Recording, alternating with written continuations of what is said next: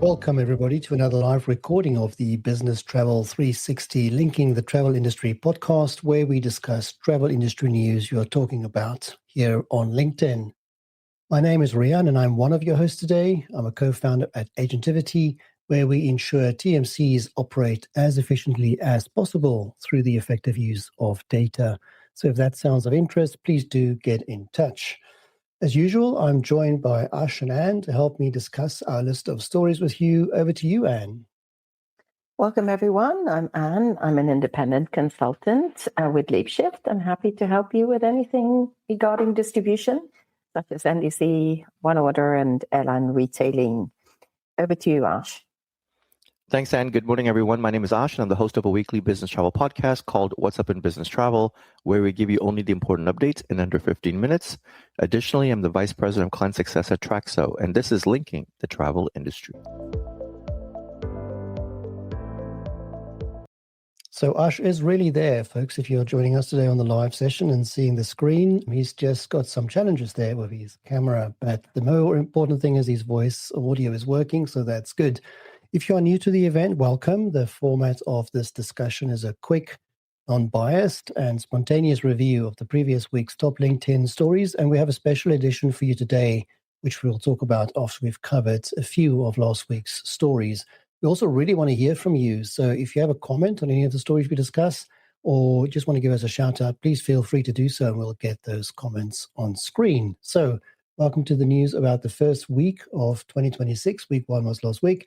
And we're going to start the discussion with a post that I saw that was done by, I think, Travel Ledger. So the fintech platform Travel Ledger have integrated with Expedia's Travel Agent Affiliate, or TAP, program to offer seamless reporting for the agent on their virtual card spending. So if the agent is using that platform to book for their customers and they use the virtual card issued by Travel Ledger, they will get great reporting on that done automatically. So it's a great integration. I know the guys at Travel Ledger quite well.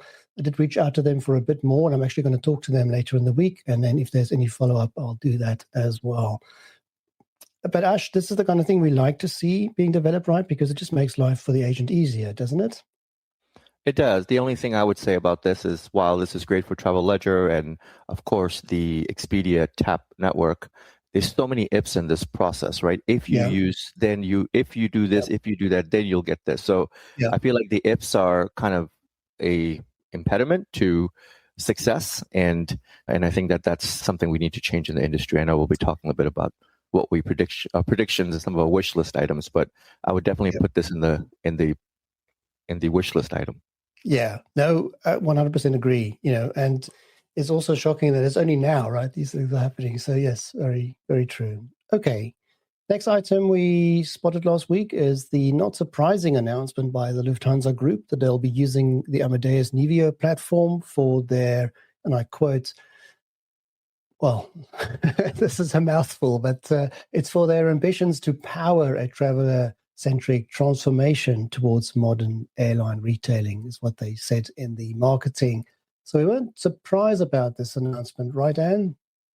Not surprised at all. And I actually won $40 again and had a bet that Lufthansa would, it's all adding up, isn't it? I'm really good at these predictions. But of course, Lufthansa Group is going to choose Nevio.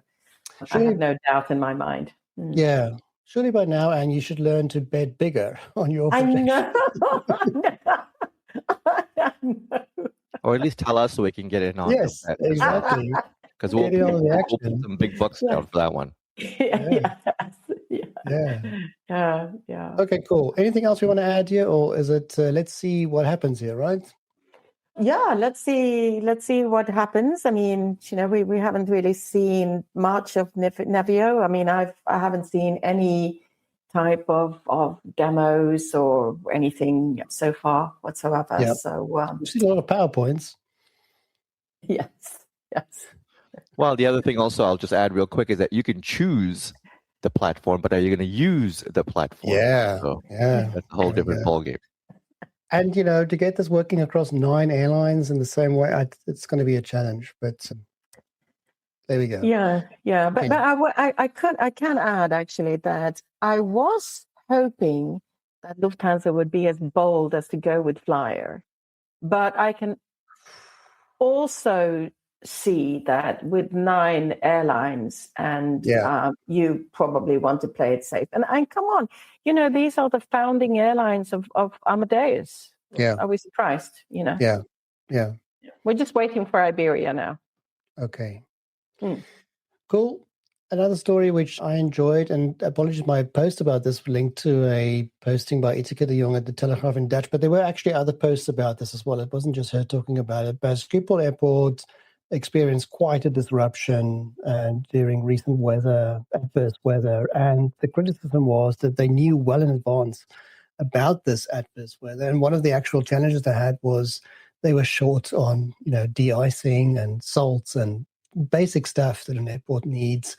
And there's a lot of very unhappy people asking questions about the management at Schiphol Airport. So, Anne, when are we going to hear good news out of Schiphol? Yes.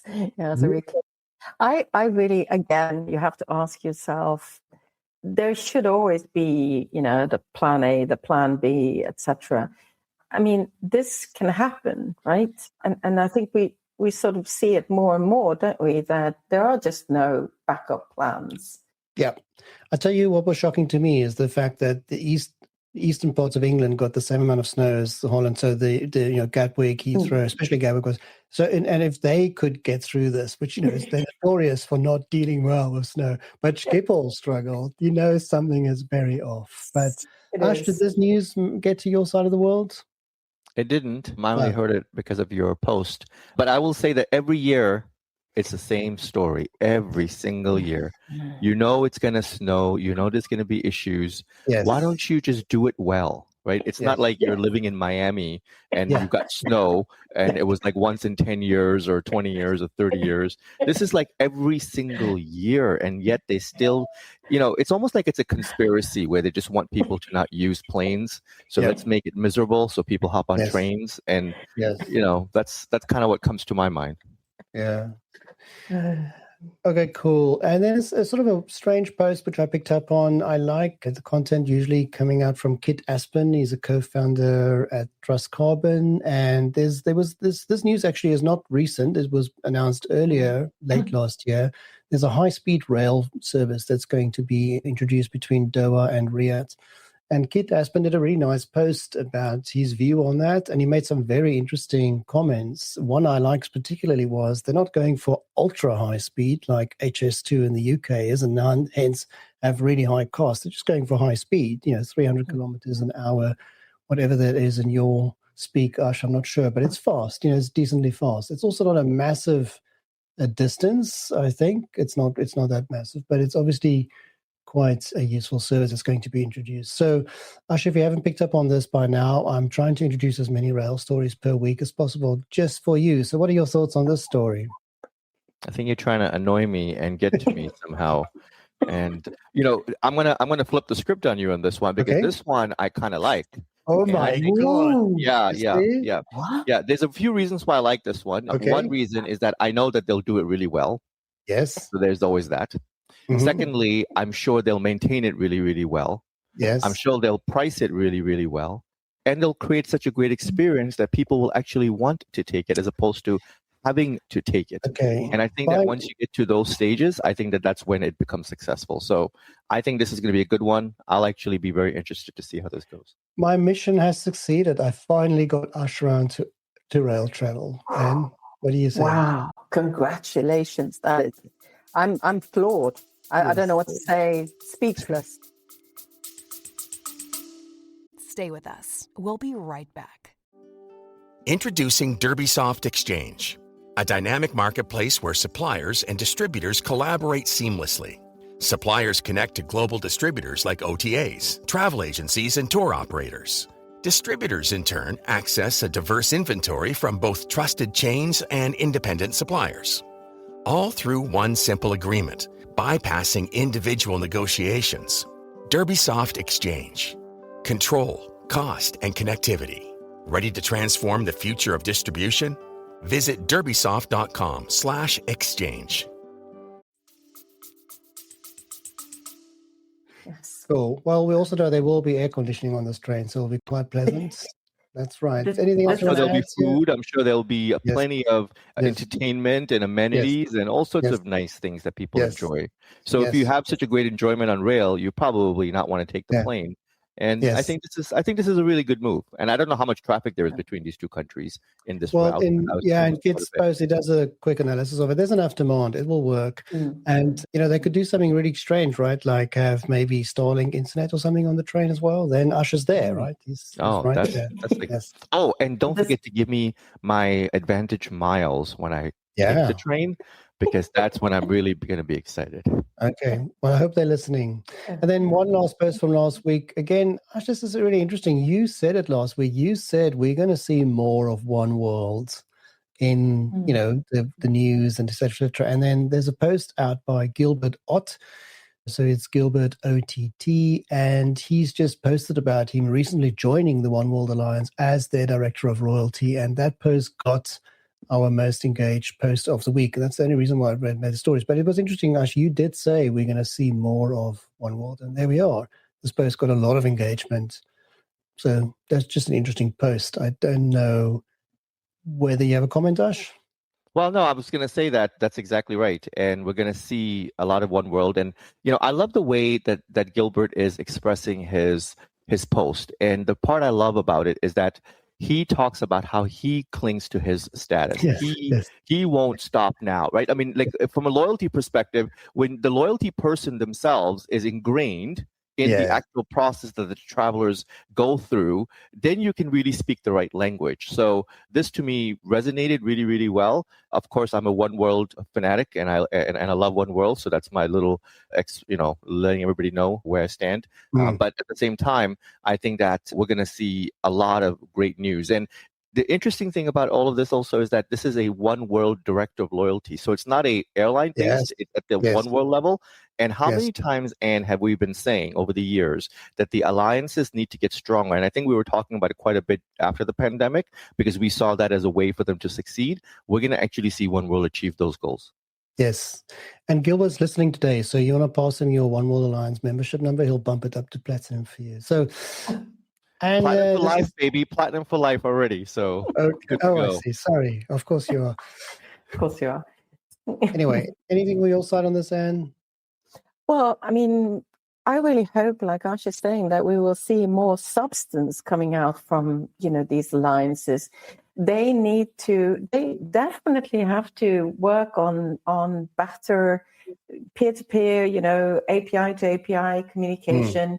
It is, some of this stuff is terrible. And like I've been describing with my experience between American and Iberia, you just think it's so archaic. So I'm really hoping that the alliance can drive, more common advantages and customer experience improvement than they have in the past. I'm sure Gilbert's taking notes, so hopefully. And Anne, one of the things I'll throw you away, because I'm so excited about this, I can't stop talking. is that one of the things that One World is doing, which is quite interesting, is that they were building One World lounges as places. Yes. So we're going to see a growth of the One World lounges this year. Exactly. So it's not going to be just, I'm a British Airways flyer and I sit on the American Airlines lounge. This is actually the actual One World lounges. So I think this is a great move for them as well. And that makes total sense. Absolutely. Yes. Okay, cool. So we're nicely smack bang in the middle of the show. We do have a special edition for you where we're going to talk about our wish lists and predictions for the year ahead, as some of you have actually contacted me to ask you about that. But before we get to that, if I can just take 5 seconds and just say thank you so much for supporting us and being here on a Monday, giving us your time. This is a great time for you to comment and tell us where you are listening from, and we'll bring your name on screen, because ultimately our aim here is to get more of us connected in the industry, so there's more dialogue, exchanges of ideas and thoughts going on. So tell us where you're listening from. We'll get your name on screen. We also like to hear where our audience is actually based. So do go ahead, don't be shy.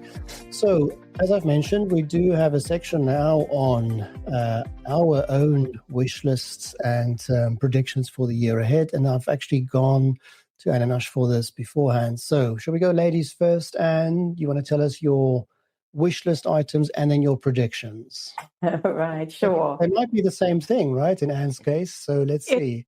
I was really surprised when I did compare mine to yours. There is a certain alignment there, isn't there? So my 3 items on the wish list is that I wish that we can have an entity very similar to what Explore Tech are doing for hospitality, where vendors can actually advertise what they do. You know, what space are they in? Because it's just way too expensive to be on that list with IATA. It's just really cost prohibitive. Okay. You're talking about an airline vendor marketplace listing. Airline vendor marketplace, yes. Okay. Cool. That would be, that was on top of my wish list. Okay. And another thing that I would like to see for 2026 is more real examples, like we've been seeing some of that stuff from Flyer, and I really like that they can visualize what they mean, when they say, this is how we want the mobile, reservation experience to look like. So that's I'm hoping for. And my third wish for 2026 is that we are flooded with naming conventions. We're flooded with acronyms. I mean, I think I counted up to 9 for OOSD or whatever the other day. And I wish that somebody, whoever somebody is, maybe ATPCO, maybe IATA, maybe Altixsoft, somebody could help us out on a list of definitions. What do we mean when we say OOSD? What is that? So those are my 3 wishes. Okay, they're not unreasonable, I have to say. So tell us about your 3 or 4 predictions then for 2026. Yeah, I think that my first prediction is very bold. I think we're going to see the first aggregator of content, and it's not a GDS. I think that that's on the cards. I think that 2026 will be the year for that. Which market sector do you think is going to impact the most? Not leisure, right? Because technically we've got that. So you're suggesting corporate? Definitely corporate that is going to impact the most. Yeah, that's how I see it. But, this is going to be like sort of a rival to a GDS, or maybe sort of what we're seeing, of course, eventually, maybe some sort of replacement. I do believe that something needs to happen at travel ports, and maybe Sabre in that mix. Could there be a possible acquisition out there somewhere or a possible merger? Something that I predict, I also hope for, but is that we're going to get much more help with AI functionality as to real results. For instance, for an airline, are my GDS contracts profitable? Which ones are? Are my code shares profitable?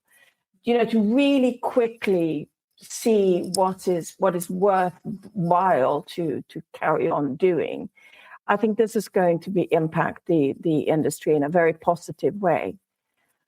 And I have a 4th prediction, which is, and this is more like I sense it, that I think we will finally see a shift away from the blanket bailouts for airlines. I think that we've had it up to here with governments going in, helping airlines with funds, but there are no common goals. So there's no sort of win-win in all of this. And I think there's a lot of criticism in the industry. So those are my 4 for this year. Again, Anderson, nothing unreasonable there. And I think, yes, you are quite right. Some of those overlap a bit with mine, but thank you for those. We've also had plenty of comments. Pablo from Madrid, Neil from the UK, Michael Carter out of Australia, Christoph out of Poland, Gary out of Boston. Look at that global audience. Thank you guys for telling us that and for being here on the show today. Shall I go next and you can wrap us up with your predictions? Age before beauty is what I say. Excellent. Okay, fine.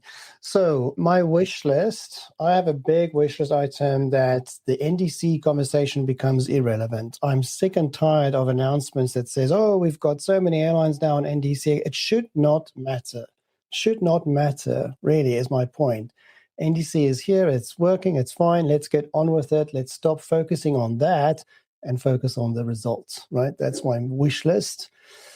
I really wish, and this one is in your court of the world, I really wish that we can have a definition of modern airline retailing.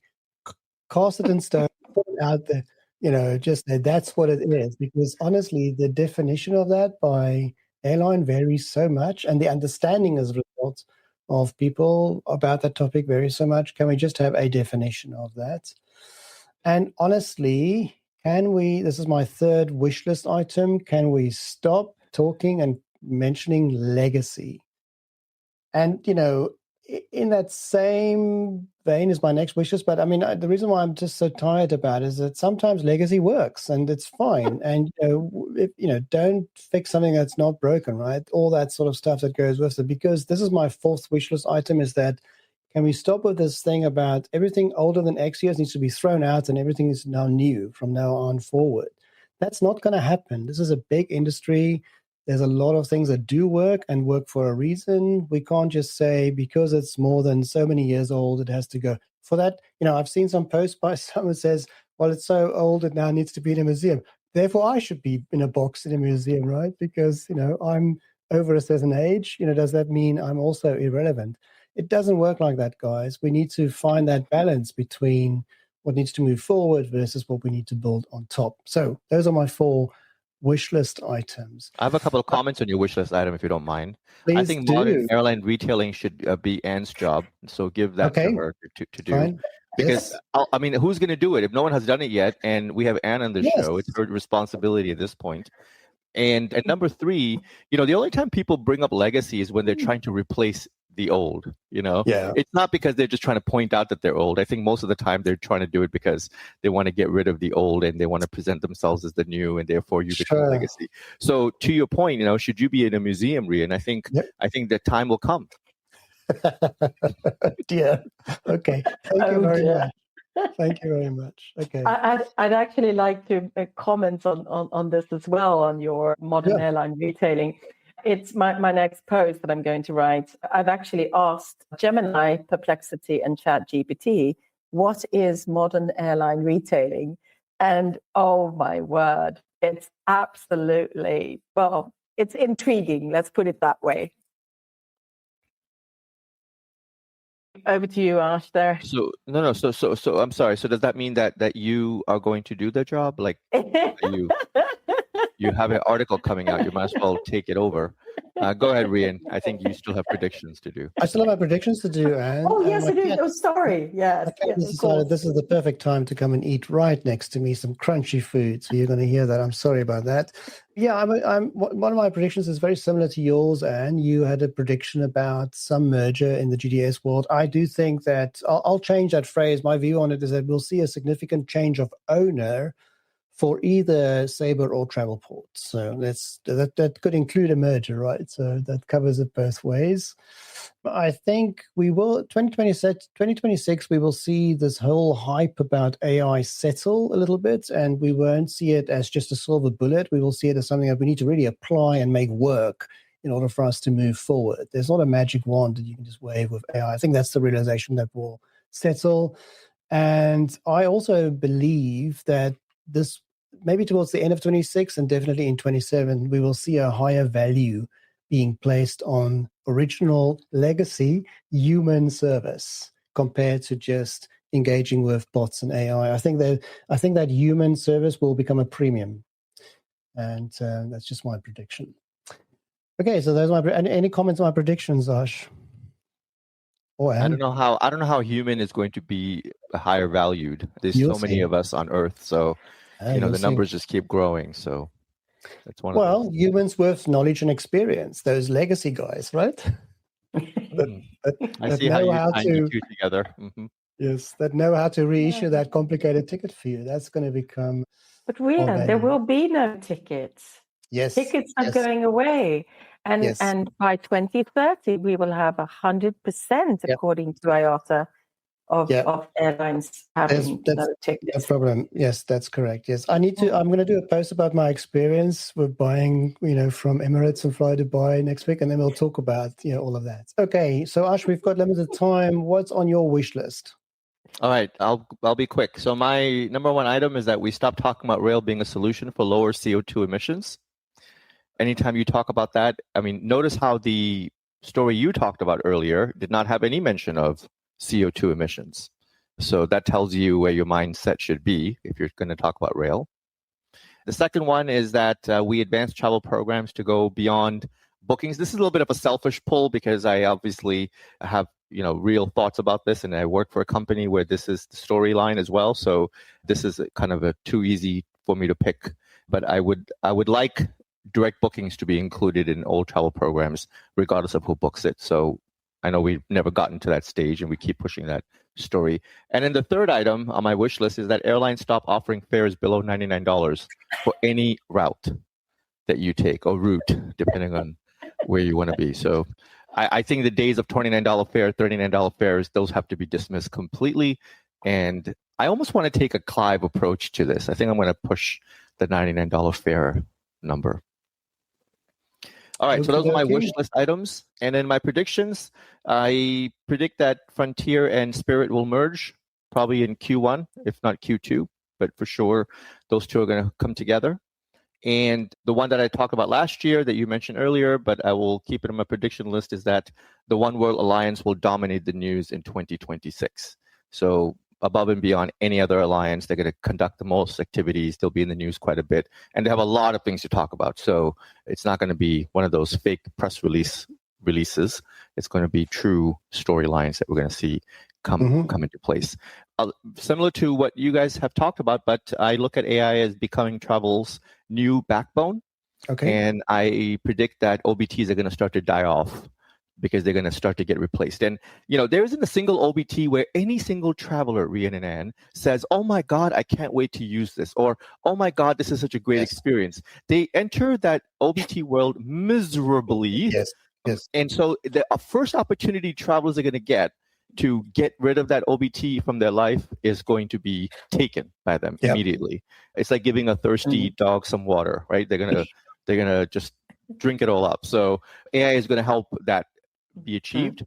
And then paper IDs in the travel ecosystem going to be a thing of the past. Biometrics is going to take over. It's already taken over, but we're going to see total elimination of paper IDs. You're not going to need, and you don't need it for the most part today anyway, but this is going to be the year that it's going to be completely eliminated. And then my final one is, of course, connected to my favorite topic of space news and space. So SpaceX is going to beat their 2025 launch numbers. And just to put some numbers in your mind here, so when we started talking about space news, 2020, it was 25 launches, 2021, 31 launches, 2022, 61 launches, 2023, 96 launches, 2024, 134 launches, and in 2025, they closed the year at 165. So I think it's going to hit 200, if not pretty close to that. Very cool. Those are some interesting predictions and wish list items. So thank you all for those. Thank you, Ogoin, for some more comments from Ulrika, listening in from Sweden. Thank you for that. We don't have time for extra stories, but I will include this next week then, because there's news that came in late last week about Heathrow. They've announced a £1.3 billion investment for 2026. But honestly, the list of items they're going to work on is so weird and mundane. I would love to talk about that next week, but we'll do that next week. We'll include it in next week's stories. So if I'm not mistaken, I think that might be a wrap for the first show. I keep thinking this is the first show, but it's not. It's news for the first week of 2026. So thank you for a full room of audience members there. If you enjoyed this, we do this weekly. Ash will remind you at the end. But thank you for joining. Thank you, Ash, for preparing so well and joining me as usual. Looking forward to the rest of the year with you. Over to you, Anne.